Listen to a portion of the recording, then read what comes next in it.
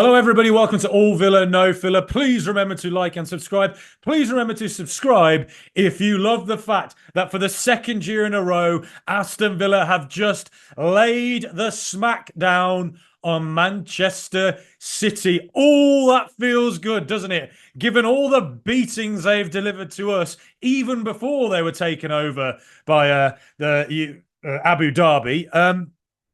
And ever since, it has been a miserable experience playing Manchester City. There aren't too many wins that I can remember, but in the last 2 years now, we had the greatest performance I've probably ever seen from a Villa team against City last season. And today, look, I get it. Man City, they're not in good form, low on confidence, but it's still Manchester City. You still look at that team and you think there is loads and loads of quality there. They are the team that have the big, FIFA badge in the middle there, saying they're the world's best team. They've still got Pep Guardiola as coach. So you still have to defeat that force that is coming up against you. And we did. Villa have not been in great form recently. City have also not been in great form. But you'd have to say, looking at today, that Villa look like the team that you think they've got their act together a bit more than what City do at present. I'll talk about it more in a sec, I guess. But just to sort of round up the game, oh my goodness.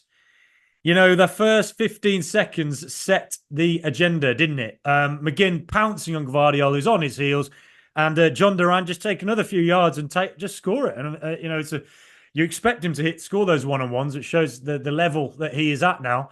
Missed it, and then incredible save from Ortega to keep Pau Torres' header out. And after that first minute, you thought, Villa of old, you don't take them chances, you get punished, you lose.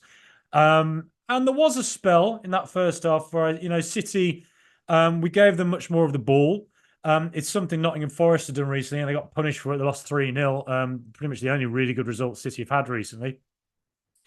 So there was a slight fear in me that I thought, if we allow them to get comfortable on the ball, get playing, maybe it's the way they can play their way back into form.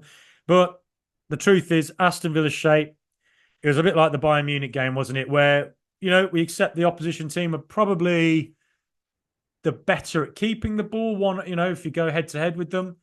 So let's sort of, set up intelligently. Don't really give them any space to play through the middle. So I thought that triangle of Tielemans and Onana and Kamara were absolutely fantastic. They were brilliant on the ball. I don't think they made a single mistake between the three of them all game. I think the combination of Kamara and Onana, the two of them, just as the big physical force, which City, quite frankly, just don't look like they have the players to deal with it at the moment. And they couldn't. They just got, I think they got not just out-muscled, but I think they just got out-thought, out-thought, all of it, really. Their only way to try and get around Villa was diagonal balls out to Jack Grealish. The little odd ball that he is, Grealish. Straight. I'm never going to turn on the guy after everything he did for us, but he's just interesting. I don't think Jack Grealish. I don't think his future is at the United Nations. I don't think he's going to be a diplomat. I don't think Keir Starmer's going to call him up and ask if he fancies being the ambassador to somewhere. Maybe to ambassador to Ibiza or something like that. Maybe. Yeah, interesting. That foul and McGinn at the end, the chatting to Martinez, Cash. Interesting. But I think Cash, it was an interesting battle. I think Grealish was, looking really threatening actually in the first half. Looked like their only real threat. But you always sense there might be a moment from Phil Foden, just the quality he has, that might come at some point. And he did work pretty much their best chance in the first half. Really good save from Martinez. But look, Villa, defensively sure. Left City spraying long balls out to Grealish, hoping that he'd do something. And you always felt on the break Villa were going to do something. And we did. Tielemans, absolutely fantastic. Ali McCoist's man of the match. I don't think I've ever heard Ali McCoist wax lyrical as much as he did today. He was absolutely loving Villa and loving Tielemans, and rightly so. Tielemans was fantastic defensively. He was fantastic at being in the right place at the right time when, to cut off passing channels. He was right. He pressed really hard. But also, whenever Villa had the ball, he was always in the right place to receive it. And when he was put under pressure, he retained it. It was a fantastic performance. And, we have seen Tielemans play really, really well in that sort of more advanced sort of second striker role. And I have actually thought this season it'd be good to see him play there at some point. Um, Despite the fact, he's been sort of our main man in central midfield. But now is the opportunity. Finally, we've got Onana and Kamara fit together.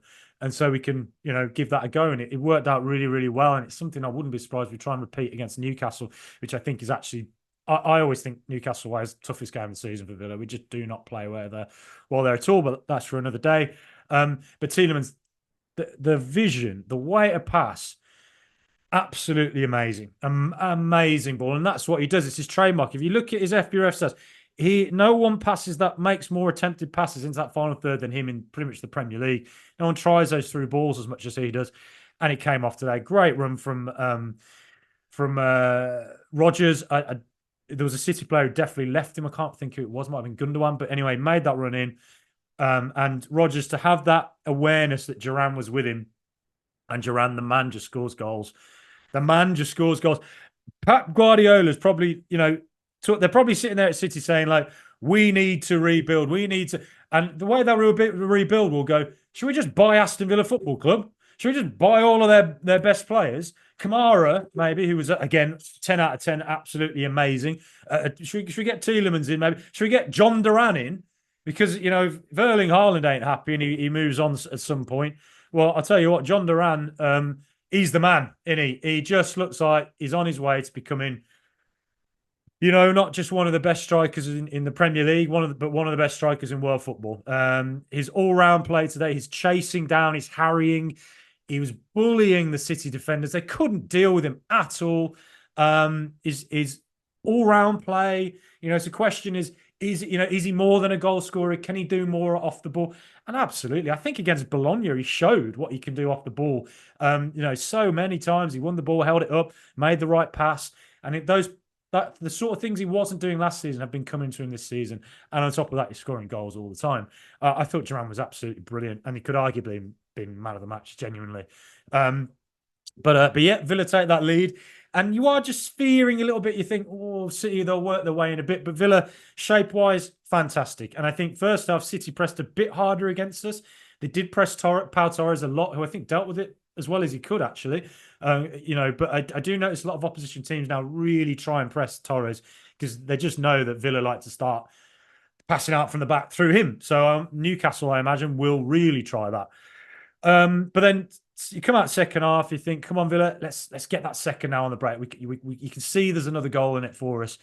And I could not believe how passive City were in the second half. I actually could not believe my eyes at how unwilling they were to press. And maybe they don't have the legs for it.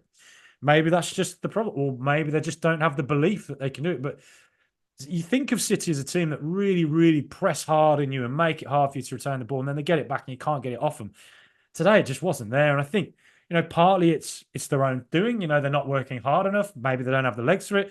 But at the same time, Aston Villa on the ball, we were just brilliant. I thought it was what is the Spanish for men against boys? Because that's what it looked like. And Morgan Rogers, he was Biff from Back to the Future.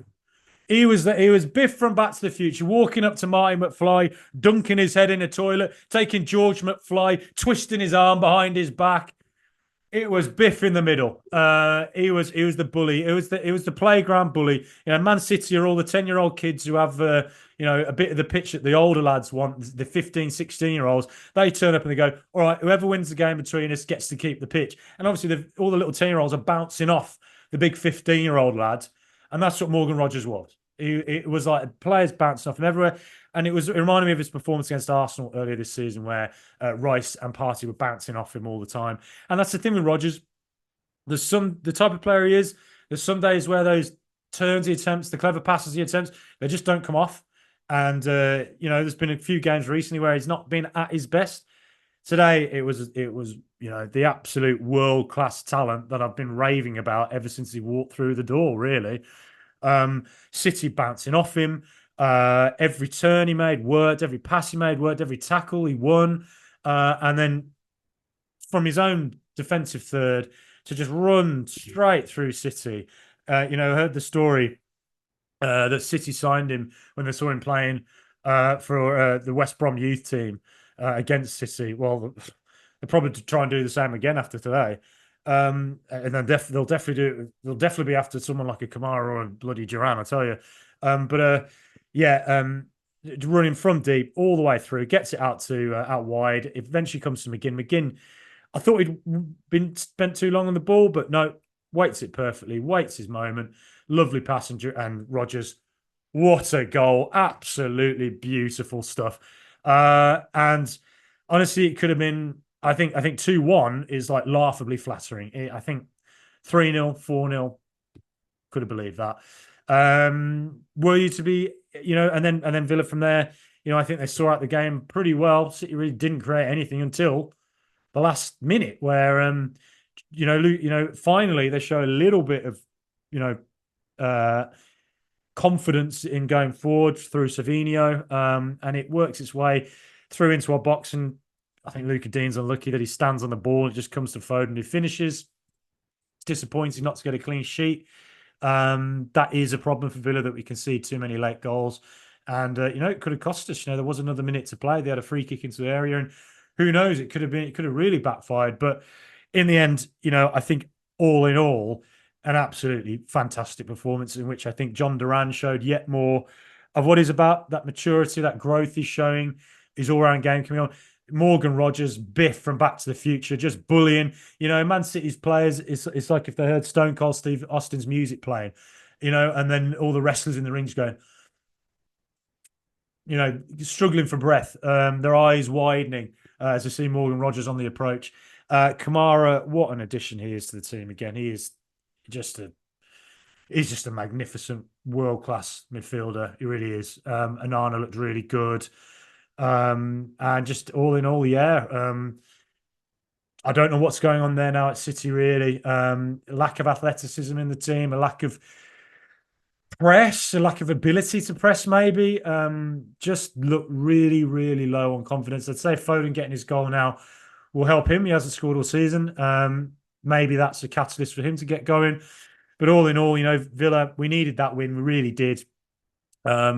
And we've really, given how patchy our form has been, to get ourselves still up there, right in among the mix for the Champions League places, going into the new year, it's a great effort, to be honest. We're lucky other teams haven't really got going, but brilliant stuff. And Newcastle away, I never have confidence going there ever. So who knows how that will go. But Brighton at home, you got to fancy that. You got to fancy anything now, really going forward. It feels like that was a much needed win for us to really get our confidence back, to get playing really good football again. The only thing we need to improve, keep those clean sheets. Just keep those clean sheets. Come on, Miller, we can do it. But yeah, we just beat Man City. We never beat Man City, and we're just beating them 2 years in a row. What can you say? What can you say other than what a team, what a club, up the mighty Villa?